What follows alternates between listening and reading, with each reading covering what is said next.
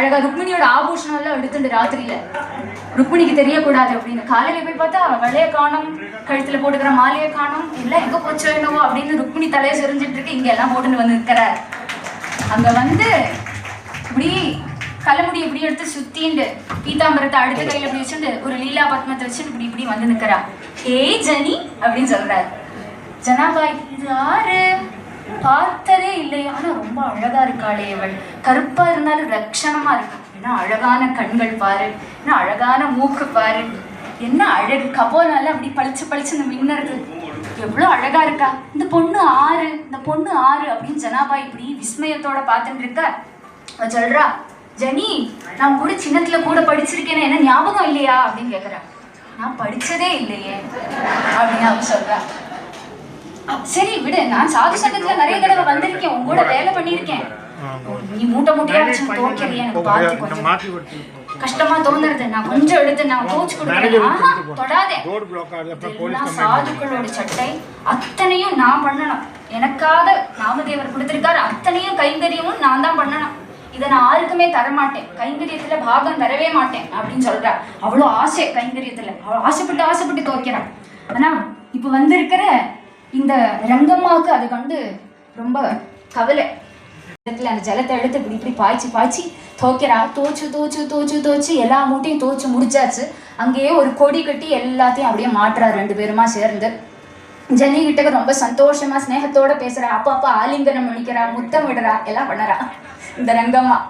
அதுக்கப்புறம் இப்படியே இது கொஞ்ச நேரமா நடக்க அங்க நாம சங்கீர்த்தனம் இறைஞ்சு பண்ணிட்டு இருக்காளே சாதுக்கள். எப்பவுமே நாகம் வசாமி வைகுண்டேன யோகி ஹிருதயேரவம் மத்பக்தா யத்ர காயந்தி தத்ர திஷ்டாமி நாரதா. இது சாதுக்களுக்கு தெரியுமே. அவ அங்க நாம சங்கீர்த்தனம் பண்ணிட்டு இருக்கும்போது அதுவரையும் அவ கூட குதிச்சுட்டு இருந்த பாண்டுரங்கன் எங்கேயோ போயிட்டா. எங்க போனா அப்படின்னு அவளுக்கு தெரிஞ்சது, நாமதேவருக்கு தெரிஞ்சது, ஞானேஸ்வரருக்கு தெரிஞ்சது. சரி இந்த பாண்டுரங்கன் எங்கேயோ ஏதோ பக்தனை பார்க்கத்தான் போயிருப்பான், போய் பிடிச்சிட்டு வந்து நாம சங்கீர்த்தனத்துல குதிக்க விடலாம் அப்படின்னு அவா இங்கேருந்து கிளம்பி வர. எங்க போயிருப்பான், எங்க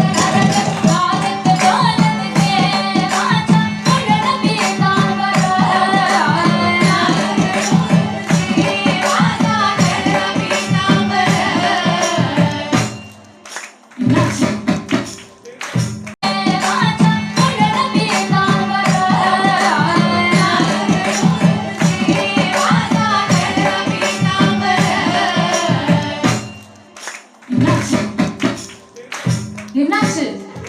பாண்டுரங்கன் ஆடுறான், ஆனா நாச்சிட்டு டோலத்து அப்படி ஆடுறார், கண்ணை மறந்து ஆடுறார், அவரோட நாமத்துக்கே அவர் ஆடுறார். வனமாலை, பெரிய வனமாலை போட்டு இருக்கார், ஆலோல கல்லோலமா அது இப்படி ஆடுறது, அவரோட பீதாம்பரம் இப்படி பறக்கிறது, மகர குண்டலங்கள் இப்படி அசையறது, அவரோட குடிலமான கேசங்கள் இப்படி ஆடுறது. ஆட ஆட